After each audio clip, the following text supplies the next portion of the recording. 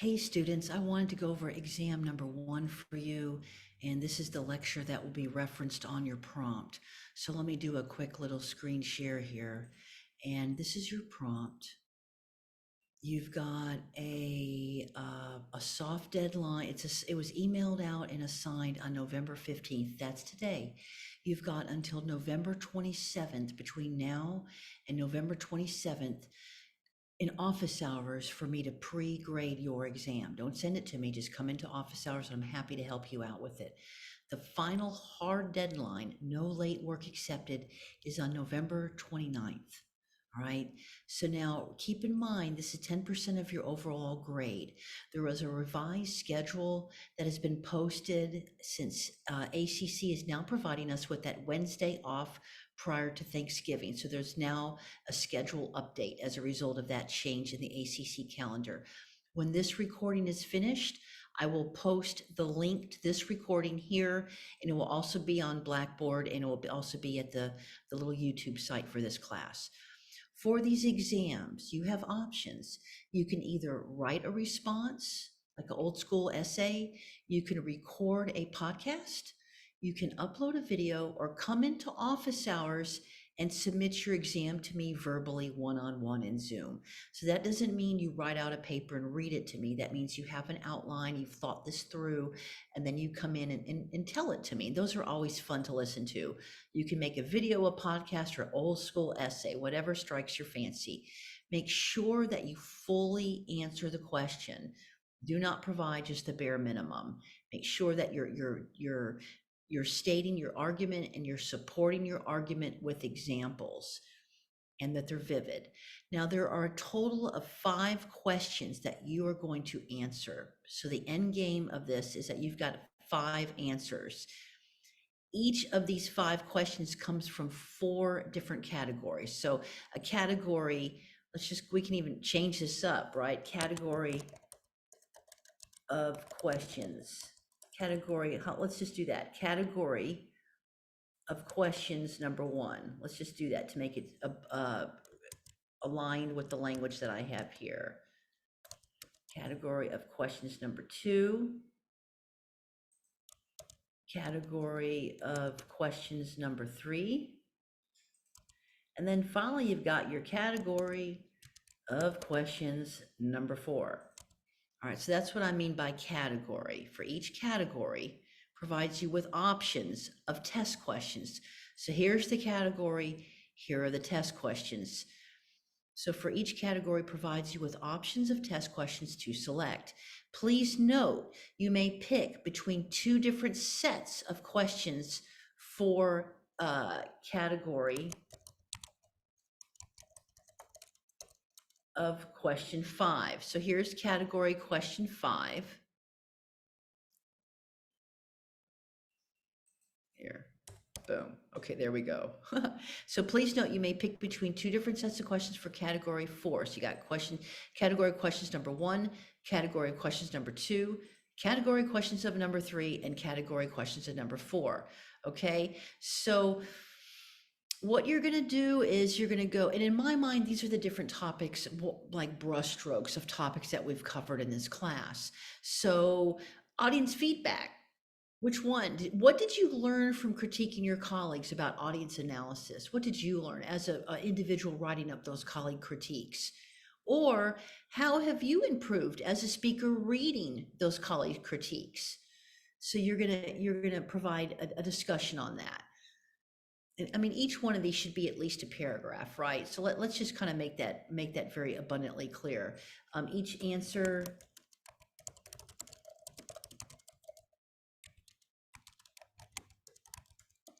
Okay. Category number 2, audience analysis and evidentiary support. Pick 2 questions. All right. So we got 1 question here in category number 1. We've got 2 questions in category number 2. Why did you select the supporting material you chose for your first policy presentation? That was your informative speech. All right.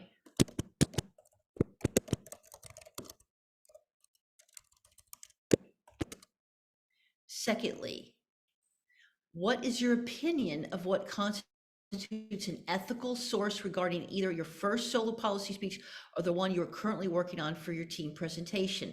And that's your persuasive speech. All right. So in that way, you can compare and contrast, because some of you have very controversial topics that are current right now going on. And we had actually an extensive discussion in one of the groups about this very issue. So that may resonate with that one specific group that's talking about a global geopolitical situation with a war going on right now in the global situation. Number three, do you think you adequately cited your sources in your first draft of the outline? If not, how did you improve? Because a lot of y'all kind of came in, remember, and there wasn't the author's name, the author's qualification, the publication, what the publication does, and the date. Remember, some of y'all, it wasn't in there. And then remember, we had quote, like we typed out quote and bolded it. We had quote marks, and then we had end quote marks and end bold. Remember when we did that?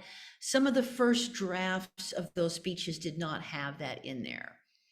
So if you noticed, hey, and it was always fun working in these groups with y'all, or an individual solo situation, office hours, how you were like, yeah, now I see how that looks a lot more credible. Remember, some of y'all had direct quotes from the internet with no source attribution, and it was quite frankly within the realm of plagiarism. There was no quote mark, there was no you weren't attributing the fact that you were actually paraphrasing that evidentiary support. So talk to me about that. What did you learn during that process in office hours or working in teams? Or maybe you did a revision to your speech. You didn't come in and talk to office hours, or there was, well, basically that didn't happen, right? And then you came in for your revision, and then there was the improvement on adequately citing your sources. And then the fourth option you have is, what is your takeaway from this course regarding the importance of credible sources when presenting a speech? You're going to pick two of those. So now we're up to 3 questions. Our fourth question is, you're going to pick one of these two. What do you think are the best 2 qualities of a public speaker regarding nonverbal communication, i.e. body language, and why? Facial channels, your smiles, right? Or how you use your eyes.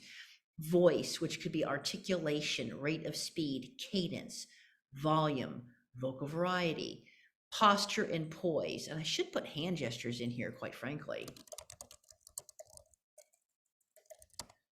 Or any other examples of body language enumerated in the prompt critique sheet. So you can go reference back to that original prompt and explain what it's called, the LMC's recipe sheet. You can use that if you want to talk about anything else that you think is relevant.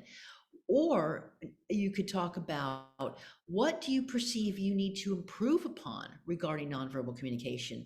You could talk about how you started out this class, and then that first speech you gave, and then the second speech you gave, and maybe you're rehearsing over the weekend for this third speech. You can talk about your trajectory as a public speaker, improving on these skills of nonverbal communication. Because remember, your audience is not only listening to the content or the verbal advocacy of your speech, but they're also listening to how you say it, with your voice, your eye contact, your use of hand gestures. Now we're up to 4. Category 5, here's our 5th question. You're going to pick one of these 2 categories, because in my mind, both of these are strategic thinking, which should be the basis for any persuasive speech that you deliver, whether it's in a team building situation, a context like what you're doing right now as a team. You've picked a global topic or a national topic, a local topic, a municipal topic, or even a campus topic. And some of your topics are even covering state, global, and then campus issues, which I applaud the group that's doing that. So you're taking multiple levels of a topic. But whenever you pick apart a public policy topic, you really want to do some strategic analysis to make your argumentation stronger. And in my mind, these are 2 different ways that you can engage in that process. So pick one of these questions. Do you want to focus on the 3 pairs? Or do you want to focus on the steps to problem solving? And you can either pick the first question. Do you find qualitative or quantitative more compelling? Which one of those do you find more compelling? Do you really like the data, Or do you really like the story about what someone endured? Which one of those is more compelling to you and why? Here you'll talk about long term versus short term. Do you want to talk about a problem that just suddenly occurs? Or, I'm sorry, right here, here's the suddenly occurs. Or do you want to talk about a problem that's been going on forever? And, and, and which one of those is more compelling to you? Or you can pick this one and talk about, do you really find it compelling when there's attitudes, mindsets? And one of the teams, you're talking a lot about that, about media misinformation or social media misinformation and how that forms public opinion. Some of you are talking about laws or policies, even at ACC level, and steps ACC has taken, quite frankly, for sustainable development. And you talked about a fee that is now associated and how you thought that was cool, right? And so you could talk about that as a structural situation, a solution. When you're talking about these, you can guide your conversation in the problem and the solution, just the problem or just the solution. I just want to see how you're playing with these concepts as a public speech writer, and what you find is most compelling as a rhetor. Finally, you've got this option here under this category number 4. How has the steps to problem solving impacted the choice of arguments selected for your individual policy speech or team presentation? So in other words, when you guys are talking about the thread of continuity as a team of why each one of you picked a subtopic, how did the steps to problem solving guide this? Because you guys were really strategic about why each person picked a specific subtopic of that topic area. Did engaging in the steps to problem solving change your decisions? Did you come into this assignment thinking, I want to talk about this? And then after you work through the strategic thinking, you know what? I want to focus on this instead. That's what I'm talking about there for the team. Now, on the individual policy speech, it's kind of the same thing. Did playing with some of these concepts say, you know what? And here also, it's the fluidity, right? It's how did we stage the order of those speeches? And here it's like, you know what? I know for sure this is something I'm really super passionate about, and I really want to make sure I cover it in terms of this overarching topic. And then here's another option for you in this subsection of category number 4. How will you deploy the steps to problem solving in the future after this course? You could talk about future papers. You could talk about things you're passionate about outside of this class. You could talk about the job market, whether it's a sales speech and giving a pitch to a client. Maybe some of you have a small business that you're working on, or you've got it going on, right? You've already implemented this small business idea.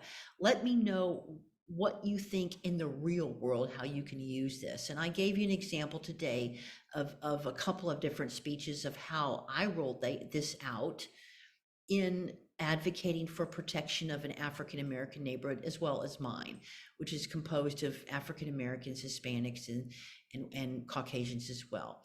So that's your exam. Please note that, and at the end of this lecture, when I upload this video, I'm going to have this link available for you to reference. And then you've got the deadlines here. We've got office hours. Today is what, Wednesday? So we've got office hours tomorrow. Feel free to pop in and ask me anything you want. And then you've got this time here to come in and show me your paper, or you can, come in and ask me questions before you shoot your video. Same thing with the podcast. And then if you're going to come in and give me a one-to-one, or submit a video, or craft a podcast, and finally the old school paper, then please feel free to make sure that you meet this deadline. Now, the other thing I want to make a note here is that the videos should be uploaded to your Google Drive. Actually, it's the videos and then the podcasts.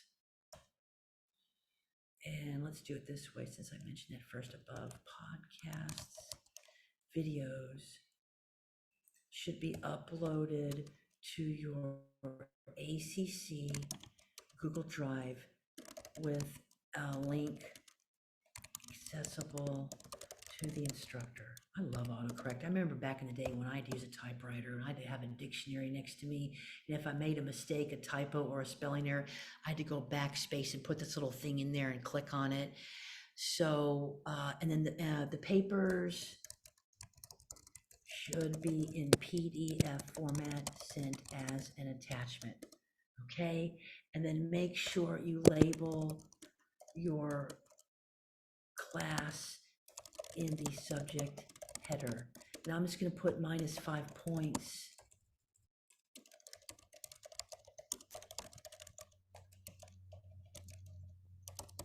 All right, I've made some adjustments to this exam because this is such a short semester, hence why I'm making some of these adjustments here live on video. Okay, so actually, let me just go ahead and bold that so it's abundantly clear. All right, and all right. All right. I wish you luck. Let me know if you have any questions, and thank you for watching my video.